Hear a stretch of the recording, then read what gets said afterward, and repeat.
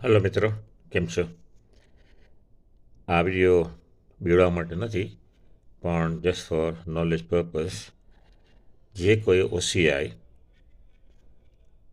Husband કે wife એના support પર લીધું હોય, એક્ઝામ્પલ, તો એને કે લેવાનું હોય તો મેરેજ સબસિસ્ટિંગ કહે છે એ લોકો, કે એને અમે વાઈફ હસબન્ડ હજી છીએ.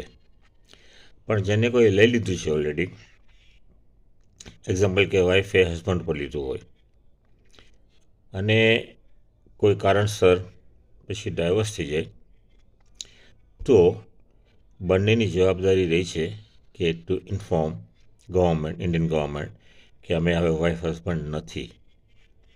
આ બહુ ઇમ્પોર્ટન્ટ વસ્તુ છે. અને એનું ઓસીઆઈ જેના સપોર્ટ પર લીધું હોય એ તો લે, પણ જેને લીધું હોય, એક્ઝામ્પલ કે હસબન્ડે વાઈફના સપોર્ટ પર લીધું હોય, તો હસબન્ડનું ઓસીઆઈ વેલિડ નહીં ગણાય, કારણ કે they are no more wife or husband.